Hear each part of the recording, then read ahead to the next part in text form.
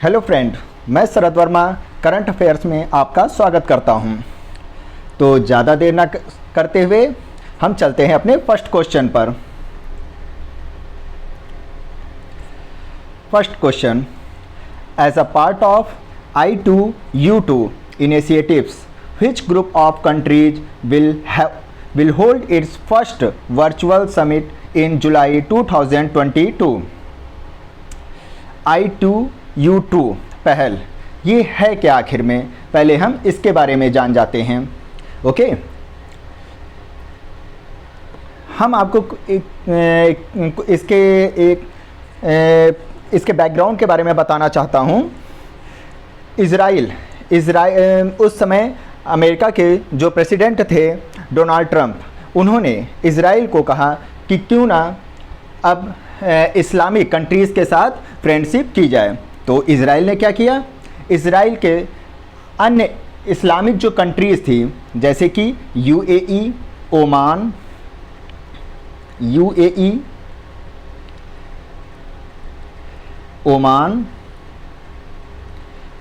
Bahrain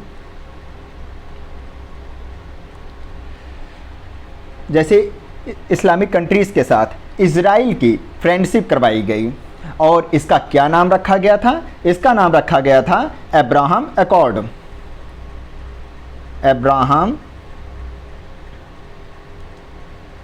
accord. आखिर इसका purpose क्या था? इसका पर्पस था कि उस समय क्या था कि UAE और इजराइल के बीच तो लड़ाई का मुद्दा कुछ ज़्यादा ही चलता था, मतलब कि आपस में इनके बीच बनी ठड़ी रहती थी। तो अमेरिका ने सोचा क्यों ना अब इनके बीच फ्रेंडशिप करवा दी जाए, ताकि आर्थिक, खाद्य सुरक्षा हो गई, सिक्योरिटी का पर्पस हो गया, जैसे अन्य चीज़ों में आपसी सहयोग को बढ़ावा मिल सके। तो फिर इस पर बातचीत की गई। तो इसके तहत फिर अब्राहम अकॉर्ड करवाया गया। एक समझौता होता है जिसके थ्रू इजराइल की UAE, ओमान, बहरीन जैसे जो मध्य एशियाई कंट्रीज़ हैं उनके साथ इनकी फ्रेंडशिप कराई गई। तो हम चलते हैं फिर से क्वेश्चन पर, I2U2। तो क्वेश्चन क्या था? I2U2 पहल के हिस्से के रूप में देश का कौन सा समूह जुलाई सन 2022 में अपना पहला आभासी शिखर सम्मेलन का आयोजन करेगा? तो इसका राइट आंसर था भारत, इजराइल, UAE और USA। तो क्या था? इंडिया, इजराइल, UAE और USA। Right answer D option. इसमें इंडिया और इजराइल मिलकर के I2 और UAE और USA मिलकर के U2। तो इसी के नाम पर इसका नाम रखा गया है I2U2। ओके, इजराइल के बारे में मैं कुछ चीज़ें आपको बताना चाहता हूँ। और ये जो इजराइल का UAE के साथ मिलकर जो समझौता करवाया गया था, ये क्या नाम इसका नाम रखा गया था international forum for economic cooperation या West Asian court. Okay, court पहले इसमें केवल इजराइल और UAE थे, लेकिन बाद में फिर ये दो कंट्रीज़ और आकर इसमें जुड़ गए थे, तो ये कॉर्ट कहा जाने लगा, यानी कि 4 कंट्रीज़ का इसमें समावेश हो गया। और नेक्स्ट मैं इजराइल के बारे में बताना चाहता हूँ कि ये इंडिया में 12 स्टेट में 12 स्टेट में यहाँ पर village of excellence 150 village of excellence उत्कृष्टता का विलेज यहाँ पर खोलेगा, यहाँ पर बनवाएगा इंडिया में। तो ये जानकारी थी इजराइल के बारे में। ओके, अब हम चलते हैं नेक्स्ट क्वेश्चन पर।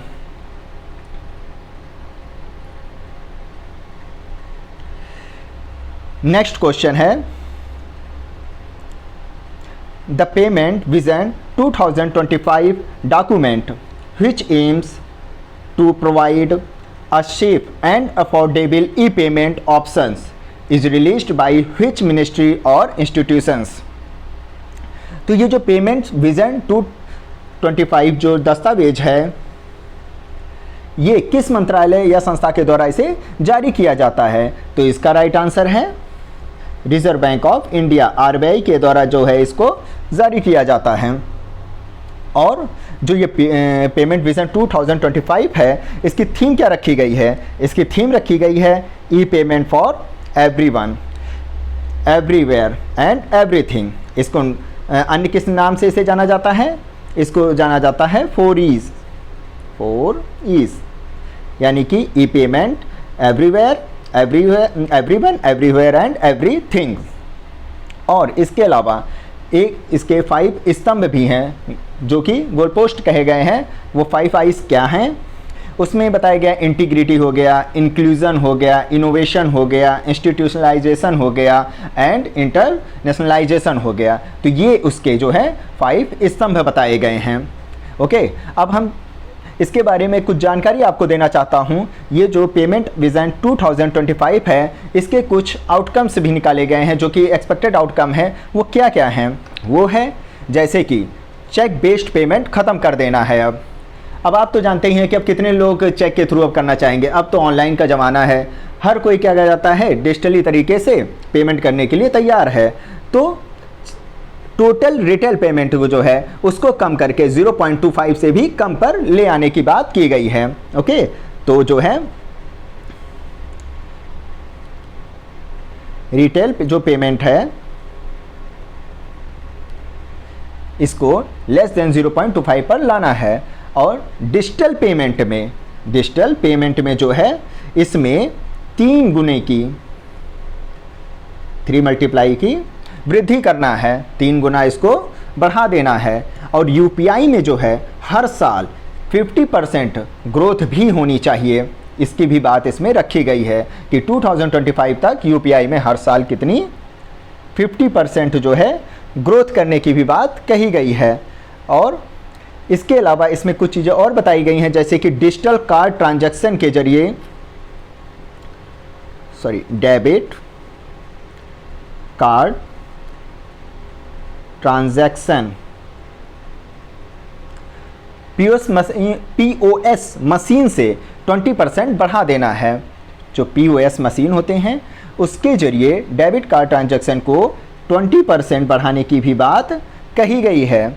और इसके अलावा डेबिट कार्ड का जो यूज है क्रेडिट कार्ड से ज़्यादा होना चाहिए, इस पर भी इसमें बल दिया गया है। तो ये कुछ जानकारी थी पेमेंट विजन 2025 के बारे में। अब हम चलते हैं नेक्स्ट क्वेश्चन पर। नेक्स्ट क्वेश्चन है,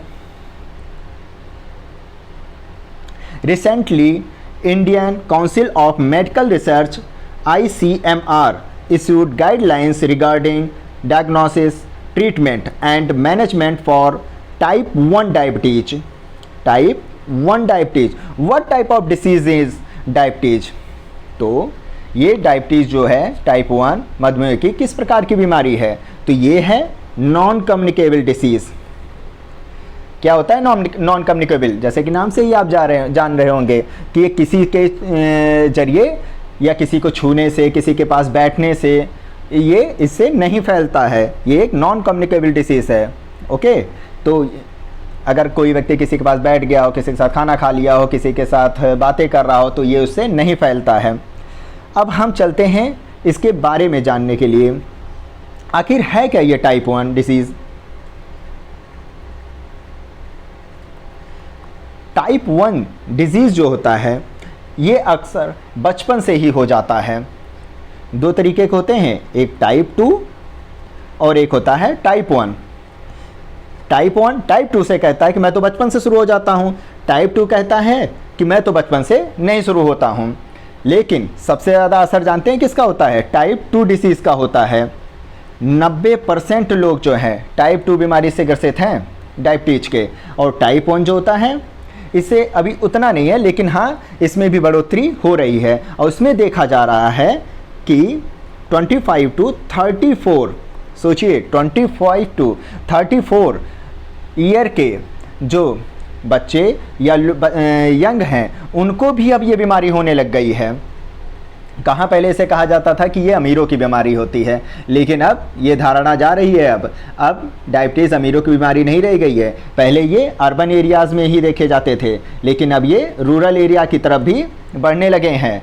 तो इसीलिए अब एक्सरसाइज को बढ़ावा दिया जाता है, वर्किंग एक्टिविटीज़ को बढ़ावा दिया जाता है। जितना आप काम करेंगे उतना ही आपके शरीर में फुर्ती बनी रहेगी और ऐसी बीमारियों से आपकी रक्षा भी होती रहेगी।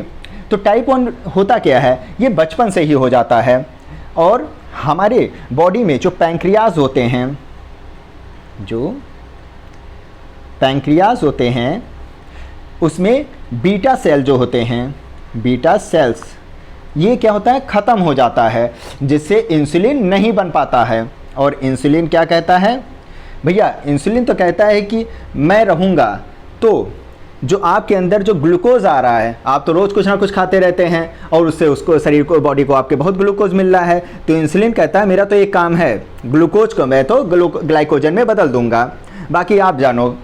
तो ग्लाइकोजन ये हमारे बॉडी में स्टोर हो जाता है। फिर जब हमको हमारा शरीर थक जाता है, हमें शरीर को ग्लूकोज की ज़रूरत होती है, तो फिर यही ग्लाइकोजन ग्लूकोज के रूप में कन्वर्ट होकर के हमें फिर से एनर्जी देता रहता है। तो टाइप 1 में क्या हो जाता है कि पैंक्रियास में बीटा सेल ही ख़त्म हो जाते हैं और ये बेचारा इंसुलिन वहाँ पर बनता ही नहीं है, और जब इंसुलिन नहीं बनेगा तो ग्लूकोज का ग्लाइकोजन में ट्रांसफ़र ही नहीं होगा। तो ये तो खतरे की बात है फिर। और टाइप 2 क्या होता है, इसमें बीटा सेल्स तो होते हैं और इंसुलिन भी बनता रहता है, लेकिन ये किसी काम का नहीं रह जाता है। सोचिए, इंसुलिन भी बन रहा है और किसी काम का नहीं रह गया है, तो ये भी खतरनाक है। तो लेकिन अब देखा जा रहा है, इधर के सर्वे में पाया गया है कि टाइप 2 में कुछ कमी देखने को मिल रही है अब, और टाइप 1 में जो है बढ़ोतरी अब होने लग गई है। तो इसका एक ही उपाय है कि एक्सरसाइज पर डे ज़रूर करें। तो ये जानकारी थी non communicable disease type 1 diabetes के बारे में। तो समझ में आ गया ये। अब हम चलते हैं नेक्स्ट क्वेश्चन पर। नेक्स्ट क्वेश्चन, डायग्राम देखकर कुछ आपको पता चल रहा है या आखिर क्या जगह है? चलिए क्वेश्चन ही पढ़ लेते हैं। Prime minister of India will inaugurate the redeveloped कालका माता टेम्पल। अब तो जान ही गए होंगे आप, कालका माता temple atop the Pavagadh hill in which state. तो ये किस स्टेट में है? ये है गुजरात में। ओके, और गुजरात में ये किस पार्क के अंदर ये बनाया गया है? ये बनाया गया है चंपानेर पावागढ़ के अंदर, चंपानेर पावागढ़ के आर्कियोलॉजी पार्क के अंतर्गत बनाया गया है। ओके, तो ये कालका माता मंदिर, इसमें अंदर दरगाह भी था शायद, और फिर उसे आपसी सहमति से फिर उसे हटा भी दिया गया है। अब वहाँ पर देवी जी की मूर्ति है। इस पावागढ़ पहाड़ी पर ही बना हुआ है कालका माता मंदिर। इसके अलावा और भी कई चीज़ें आप जानते होंगे। गुजरात में रानी का वाव, ये भी बहुत ज़्यादा फेमस था, इसको भी यूनेस्को में धरोहर में सूची में शामिल करा गया था। इसके अलावा मैं कुछ जानकारी और देना चाहता हूँ गुजरात के बारे में। सूरत, कभी आप स्टील की सड़कों पे चले हैं? सूरत में बनेगा ऐसी स्टील जो कि ख़राब हो चुकी है, अब उनको ढाल दिया जाएगा रोड के रूप में। सोचिए, बेकार स्टील अब उसकी बनेगी रोड, और ये बनाया जा रहा है सूरत सिटी में, और ये गुजरात में है। तो ये जानकारी थी स्टील में मेड रोड के बारे में। दूसरा क्या है? आदि जाति सम्मेलन, ये कहाँ पर आयोजित किया गया था? दाहोद में, गुजरात के दाहोद में आदि जाति सम्मेलन का आयोजन किया गया था। Third point, portable solar roof top system, ये कहाँ पर बनाया गया है? कंफ्यूज ना होइएगा, रूफ टॉप सोलर यानी कि छतों पर क्या किया जाता है, वहाँ के जो प्रांगण छत होंगे वहाँ पर ये जो फोटोवोल्टिक पैनल्स होते हैं उनको लगा दिया जाएगा। और उसका क्या काम होता है? सूरज की जो रेज होते हैं उनको ये बदल देता है हमारे इलेक्ट्रिसिटी के रूप में। तो ये कहाँ पर बनाया गया है, लगाया गया है? ये सिस्टम लगाया गया है portable solar roof top system Swami Narayan Acharya Dham मंदिर में लगाया गया है। ओके, ये गांधीनगर में है। और नेक्स्ट पॉइंट है सागर परिक्रमा, ये कहाँ पर आयोजित किया जाता है? ये भी गुजरात में आयोजित किया जाता है। तो ये जानकारी थी गुजरात के बारे में। चलिए मैं गुजरात के कुछ पहाड़ियों के बारे में भी आज आपको बता देता हूँ। गुजरात में 5 पहाड़ियाँ हैं, कौन कौन से जानते हैं आप? मैं आपको बताता हूँ, नॉर्थ से साउथ की ओर, याद रखिएगा परीक्षा की दृष्टि से के लिए बहुत इंपॉर्टेंट है। नॉर्थ टू साउथ की ओर कौन सा? पहला है कच्छ, दूसरा है मांडवी, तीसरा है बरदा, चौथा है गिरनार और पांचवा है गिर पहाड़ी। तो कौन कौन सी हैं? कच्छ, मांडवी, बरदा, गिरनार और गिर पहाड़ी। ओके, तो ये थी पहाड़ी गुजरात में। और एक सागर परिक्रमा भी चलाई जा रही है गुजरात में, नाम पे जाइएगा सागर परिक्रमा, रटिएगा नहीं, सागर वर्ड, जाहिर सी बात है मछुआरों की बात करी जा रही होगी सागर परिक्रमा में।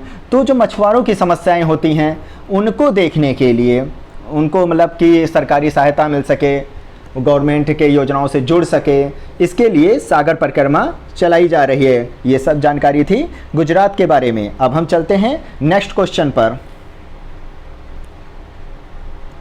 नेक्स्ट क्वेश्चन है,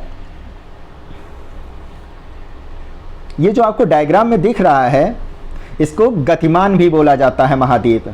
गैस लगाइए कौन सा महाद्वीप है ये है अंटार्कटिका महाद्वीप। चलिए छोड़िए, पहले चलते हैं क्वेश्चन पे। For the first time microplastic have been found in freshly fallen ice in which continent? Microplastic आज की दुनिया का सबसे बड़ा प्रॉब्लम, माइक्रोप्लास्टिक। कहाँ नहीं है माइक्रोप्लास्टिक? ये तो अब आपके बॉडी में भी अब इंटर मारने लगा है। अब जो पानी बरसता है, जो बर्फ़ ऊपर से गिरती है, और इन सब में अब ये माइक्रोप्लास्टिक घुस चुका है। सोचिए कितना ख़तरनाक है ये। वैसे प्लास्टिक जो होते हैं आपने बहुत सुना होगा कि सिंगल यूज़ प्लास्टिक को रोकिए, इनसे खतरा होता है। तो क्या है ये सिंगल यूज़ प्लास्टिक? एक बार इस्तेमाल किया फेंक दिया। और ये सिंगल यूज़ प्लास्टिक जो होती हैं ये डिके नहीं होती हैं मिट्टी में। ओके, सिंगल यूज़ प्लास्टिक जो होता है मिट्टी में डिके नहीं होती हैं, इसलिए पहले इस पर मुहिम भी चलाई गई थी। पहले इसको सरकार ने 75% माइक्रोन तक इसे ले जाया गया, फिर 120 माइक्रोन तक इसे ले जाने की बात की गई है। आप लोग सनस्क्रीन ये सब और भी कई चीज़ें होती हैं, इन सब में भी माइक्रोप्लास्टिक पाए जाते हैं। क्या आप जानते हैं इस चीज़ को? और यही जब चेहरा धुला जाता है या अन्य चीज़ें जो होती हैं प्लास्टिक के इस्तेमाल करती हैं, जैसे कि हम जो ये मिनरल वाटर की बोतल इस्तेमाल करते हैं, ये भी हमारा सिंगल यूज़ प्लास्टिक होता है और इससे भी माइक्रोप्लास्टिक फैलती हैं। क्या होता है? डिके तो होता नहीं है, ये जो होते हैं छोटे छोटे टुकड़ों में टूट जाते हैं और यही छोटे छोटे टुकड़े फिर क्या कहा जाता है, ये हमारे एटमॉस्फेयर में फैल जाते हैं। फैलने के बाद ये वाष्प के जरिए या तो ऊपर चले जाएंगे, पानी में मिल जाएंगे, फिर वही चीज़ सिंचाई के जरिए ये हमारे अनाज में भी जाएंगे, फिर हमारे शरीर में भी जाएंगे, सांस के जरिए भी हमारे शरीर में जाएंगे। तो कई तरीक़ों से ये हमें को ही क्यों, ये हमारे पूरे पर्यावरण को ही प्रदूषित करने में लग गए हैं। तो हमको कोशिश करनी चाहिए कि प्लास्टिक के इस्तेमाल को कम करें, थैले का इस्तेमाल करिए और हो सके तो माइक्रोप्लास्टिक जैसी चीज़ों, सिंगल यूज़ प्लास्टिक से बचें, उनसे दूर रहें, वरना ये आगे चलकर खतरा ही बनेगा। सोचिए अंटार्कटिका कितनी दूर, और ये माइक्रोप्लास्टिक से निर्मित बर्फ़बारी वहीं पर हुई है। माइक्रोप्लास्टिक से निर्मित बर्फ़बारी अंटार्कटिका में जा कर के हुई है। रह रहे हैं यहाँ पर और जा रही है अंटार्कटिका में। वो सोचिए कितना खतरनाक अब ये हो गया, पूरे वर्ल्ड को ये अपने चपेट में लेता चला जा रहा है। अंटार्कटिका तक पहुँच गया है। सोचिए, चूँकि अब अंटार्कटिका की बात हो रही है तो इसके बारे में मैं आपको कुछ जानकारी और देना चाहता हूँ। गिरिराज सिंह सिरोही ये पहले इंडियन थे जो कि अंटार्कटिका पर गए हुए थे। गिरिराज सिंह सिरोही, ठंड तो इनको भी बहुत लगी होगी, लेकिन सोचिए पहुंच गए वहाँ पे। और हमारी तरफ से एक अभियान भी चलाया गया था 1981-82 में। तब एक महाशय थे डॉक्टर सैयद जहूर कासिम, इनको उस अभियान के तहत इनको वहाँ पर भेजा गया था। तो कोई भारतीय, डॉक्टर सैयद जहूर कासिम, कोई भारतीय, वो भारतीय कौन है जो फर्स्ट अभियान में भारत की तरफ से अंटार्कटिका गए थे? तो वो थे डॉक्टर सैयद जहूर कासिम जी थे। तो एग्ज़ाम के पर्पज़ से बहुत इम्पॉर्टेंट है। अब हम चलते हैं, इंडिया ने जो है अंटार्कटिका में अपने 3 केंद्र भी बनवाए साइंटिफिक पर्पज से, 3 केंद्र भी वहाँ पर बनवाए थे। कौन कौन से? साउथ गंगोत्री, मैत्री और भारती। साउथ गंगोत्री तो अब वर्क में नहीं है, बाकी अभी भी मैत्री और भारती ये अनुसंधान केंद्र जो होता है वहाँ पर वर्क कर रहे हैं। तो सीक्वेंस में भी अगर आपसे कभी क्वेश्चन में पूछ लेता है कि सीक्वेंस बताइए कि कौन सा पहले बना था, दूसरे नंबर पर कौन सा बना था, तीसरे नंबर पर, तो आप बता दीजिएगा गंगोत्री, मैत्री और भारती बने थे। और अगर क्वेश्चन आपसे ये पूछता है कि इसमें से कौन सा अनुसंधान केंद्र अंटार्कटिका में बंद कर दिया गया है, तो वो है साउथ गंगोत्री है। ओके, तो ये, और लेटेस्ट में अगर पूछा जाए कौन सा बना था लास्ट में, तो वो भारती बना था। इसके अलावा अगर आपसे पूछ लिया जाए हिमाद्री अनुसंधान केंद्र कहाँ पर है, तो ये अंटार्कटिका ना लगाना, ये है अटलांटिक, ऊपर की तरफ है। ये साउथ, वो ऊपर की, सॉरी अटलांटिक नहीं, आर्कटिक की तरफ है ये। ओके, वो जो हिमाद्री है वो आर्कटिक की तरफ है, नॉर्वे की तरफ उसे बनाया गया है। वहाँ पर केवल एक ही है इंडिया का अनुसंधान केंद्र जो बना हुआ है। तो ये जानकारी थी माइक्रोप्लास्टिक के बारे में और अंटार्कटिका के बारे में। अब हम चलते हैं नेक्स्ट क्वेश्चन पर। Next question, what is the rank of India in team of renewable energy installation in 2021? Renewable energy इस्तेमाल करिए, बिजली बचाइए और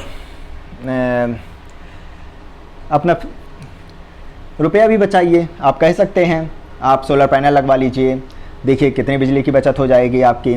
ओके, और क्या कहा जाता है, आपके पॉकेट मनी भी बच जाएगी, आपका रुपया भी बच जाएगा।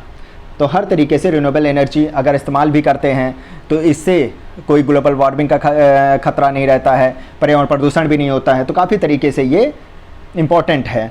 तो इंडिया की रैंक क्या है इंस्टॉलेशन में रिन्यूएबल एनर्जी के? इंडिया की रैंक है 3rd। अगर ये 3rd पे है तो फर्स्ट पे कौन होगा? फर्स्ट पे है हमारा पड़ोसी देश चीन। छोटे छोटे आंखों वाले इन चीन लोगों ने रिन्यूएबल एनर्जी में पहला स्थान बना लिया है, सोचिए। और दूसरे नंबर पर कौन है? रशिया। पहला चाइना, दूसरा रसिया और तीसरा 3rd है, जिन्होंने रिन्यूएबल एनर्जी इंस्टॉलेशन के मामले में 1st, 2nd और 3rd रैंक हासिल की है। भारत ने अच्छा इसका लक्ष्य कब तक रखा है? 500 गीगावाट का लक्ष्य रखा है 2030 तक का। ये पॉइंट जरूर याद रखिएगा, क्वेश्चन के एग्जाम के पर्पज से बहुत इंपॉर्टेंट है। क्वेश्चन पूछा जा सकता है कि इंडिया ने किस साल तक 500 गीगावाट का लक्ष्य रखा है, 2030 तक। अगर क्वेश्चन ये पूछ ले 2030 तक कितने गीगावाट का लक्ष्य रखा गया है, तो 500 गीगावाट का लक्ष्य रखा गया है। मैं आपको एकदम फैक्ट टू फैक्ट क्वेश्चन पढ़ाऊंगा और ये एग्जाम में फंसने की पूरी संभावना रहेगी, इसलिए स्किप मत करिएगा, पूरा ध्यान से इस वीडियो को सुनिएगा। ओके, और हाँ, अगर आपसे पूछ ले राजस्थान, मतलब कि क्वेश्चन ऐसे अगर आपसे पूछ ले कि 10 गीगावाट का लक्ष्य प्राप्त करने वाला इंडिया का कौन सा है, 10 गीगावाट का लक्ष्य प्राप्त करने वाला इंडिया का फर्स्ट स्टेट कौन सा बना है, तो वो बना है राजस्थान। तो वो बना है राजस्थान। क्वेश्चन याद रखिएगा इस चीज़ को कि भारत का वह पहला स्टेट कौन सा है जिसने 10 गीगावाट का टारगेट कंप्लीट कर लिया है, वो है राजस्थान। तो ये जानकारी थी रिन्यूएबल एनर्जी इंस्टॉलेशन के बारे में। चूँकि रिन्यूएबल एनर्जी की बात हो रही है तो आपने एक चीज़ सुना होगा इंटरनेशनल सोलर अलायंस के बारे में। इंटरनेशनल सोलर अलायंस के बारे में याद होगा, COP21, पेरिस का सम्मेलन, कुछ याद आया? है तो पुराना ये, लेकिन अभी भी इसको जो है पेपर में पुट किया जाता है इस क्वेश्चन को। तो ये पॉइंट याद रखिएगा। इंटरनेशनल सोलर अलायंस जो बना था, ये इसका मुख्यालय गुड़गांव में बनाया गया है, गुरुग्राम में बनाया गया है, और ये फ्रांस और इंडिया के सहयोग से बनाया गया था। और ये COP21 पेरिस सम्मेलन में इस पर बात उठी थी। और इसमें जो लेटेस्ट कंट्री जुड़ा हुआ है वो है नेपाल। ये भी क्वेश्चन पूछा जाता है कि 105वां देश कौन सा बना है, 105th कंट्री कौन सी बनी है, जो कि ISA में सम्मिलित हुई है, तो वो है नेपाल। तो ये जानकारी थी रिन्यूएबल एनर्जी इंस्टॉलेशन के बारे में और इंटरनेशनल सोलर अलायंस के बारे में। अब हम चलते हैं नेक्स्ट क्वेश्चन पर। नेक्स्ट क्वेश्चन जैसा कि आपको डायग्राम में दिख रहा है, इसको देखकर कंफ्यूज ना हो जाइए कि किसी ने घर को बना दिया है अंतरिक्ष में जाकर के, ना, ये वो बिल्कुल नहीं है। आजकल शोर शराबे बहुत हो जाते हैं, जहाँ देखिए शोर शराबा मचा रहता है। कोई काम करने चलो तो उसमें भी प्रॉब्लम होती है। तो इन शोर शराबों से शांत एक जगह, एक विलेज लद्दाख में बनाया गया है। तो क्वेश्चन क्या है, which village in Ladakh is all set to become India's first dark sky reserve. एक डार्क स्काई जहाँ पूरी शांति रहेगी, ये इस जगह पर आपको मिलेगी। ओके, वहाँ पर लद्दाख में बनाया गया है। तो ये किसने, मतलब कि लद्दाख का कौन सा गांव है जिसने भारत का पहला डार्क स्काई रिजर्व बनने के लिए तैयार हो चुका है, वो है हेनले गांव। कौन है, हेनले गांव, लद्दाख का हेनले गांव है वो। ये इसी के बगल जो है, ये जहाँ पर ये बन रहा है डार्क स्काई रिजर्व, इसके ही बगल में एक चांगथांग वाइल्ड लाइफ सेंचुरी भी है। वाइल्ड लाइफ सेंचुरी भी है, चांगथांग वाइल्ड लाइफ सेंचुरी। याद रखिएगा, अगर अलग से ये क्वेश्चन पूछ ले आपसे कि चांगथांग वाइल्ड लाइफ सेंचुरी कहाँ पर है, तो लद्दाख लगा दीजिएगा और खुशी खुशी एक नंबर लूट लीजिएगा। ये थी जानकारी sky wave dark sky reserve के बारे में। चलिए, अब लद्दाख की बात हो रही है तो कुछ चीज़ें और जान लेते हैं इसके बारे में। लद्दाख में एक उमलिंग ला पास है, उस पर मोटर गाड़ियों वाला सबसे ऊंचा राजमार्ग बनाया गया है, सबसे ऊंची सड़क बनी है। ये अब हम कह सकते हैं कि ये वर्ल्ड की सबसे ऊंची सड़क अब बन रही है, उमलिंगला पास पर बनी हुई है। तो अगर ये क्वेश्चन कभी भी आपसे पुटअप करे तो ये जवाब दे दीजिएगा। और कुंस्योम योजना वहाँ पर चलाई जा रही है, कुंस्योम योजना चलाई जा रही है। और एक कार्बन न्यूट्रल पंचायत भी बनाया गया है, ये पाली डिस्ट्रिक्ट है। पाली डिस्ट्रिक्ट लद्दाख में नहीं है, ये जम्मू कश्मीर में है, फिर भी आप इसकी जानकारी रखिएगा। कार्बन न्यूट्रल जो पंचायत है ये पाली डिस्ट्रिक्ट में बनाया गया है। तो ये जानकारी है लद्दाख और जम्मू कश्मीर के बारे में। अब हम चलते हैं नेक्स्ट क्वेश्चन पर। नेक्स्ट क्वेश्चन है, recently red sand dune is identified in the small desert of which state. देखने में तो बहुत खूबसूरत लग रहा है, डायग्राम में आप देख रहे हैं रेड सैंड ड्यून। देखिए नाम से ही जाइए, इसके लाल एकदम रेत से भरा हुआ ये जगह रेड सैंड ड्यून, ये है किस जगह पर, ये है, गैस तो आप लगा ही चुके होंगे, तमिलनाडु का डायग्राम मैप है, तो तमिलनाडु में ही ये बना हुआ है। ओके, तमिलनाडु में ये सॉरी रेड सैंड ड्यून जो है ये तमिलनाडु में बनाया गया है, छोटे से रेगिस्तान में ये इसकी पहचान की गई है, रेड सैंड ड्यून जो होती है।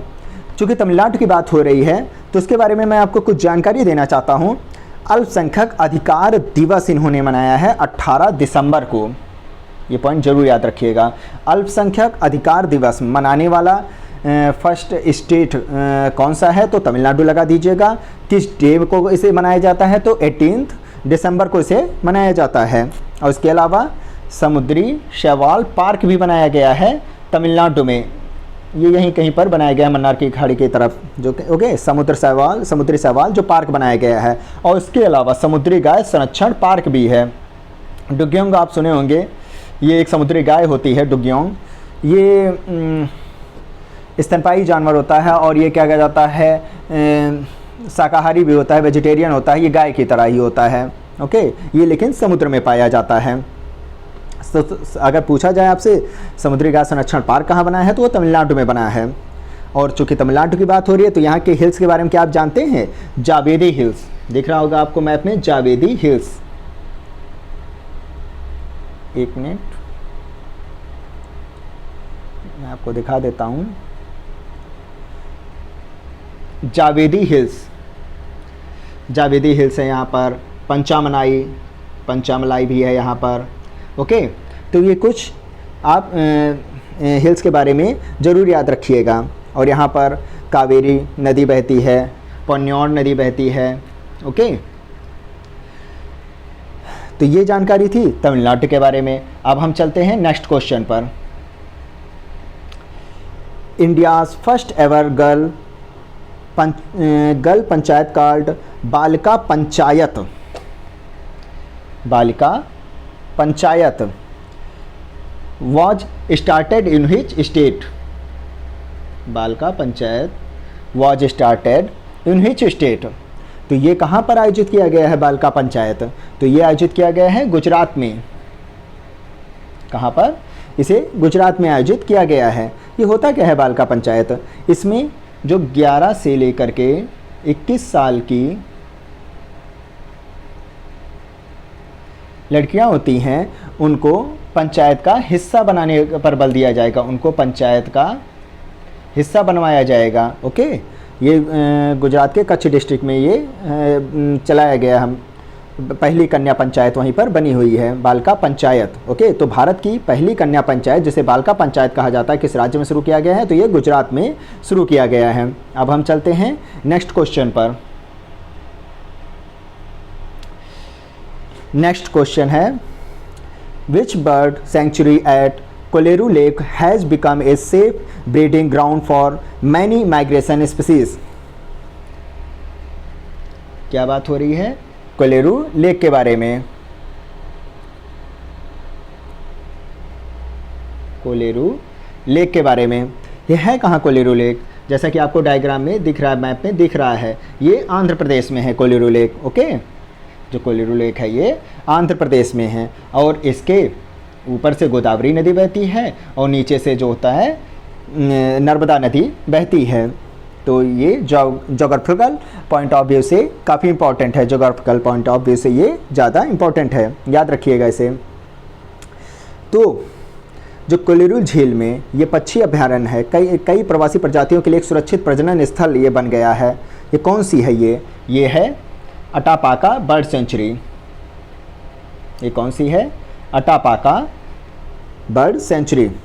नाम कुछ अलग ही है, अटापाका बर्ड सेंचुरी। तो ये जानकारी थी कोलेरू झील के बारे में और बर्ड सेंचुरी के बारे में वहाँ के। अब हम चलते हैं कुछ अदर फैक्ट्स पर। अदर फैक्ट, जीएसटी काउंसिल, आपने तो बहुत सुना होगा जीएसटी काउंसिल। इसकी 47वीं बैठक आयोजित की गई है। कहाँ पर? श्रीनगर में।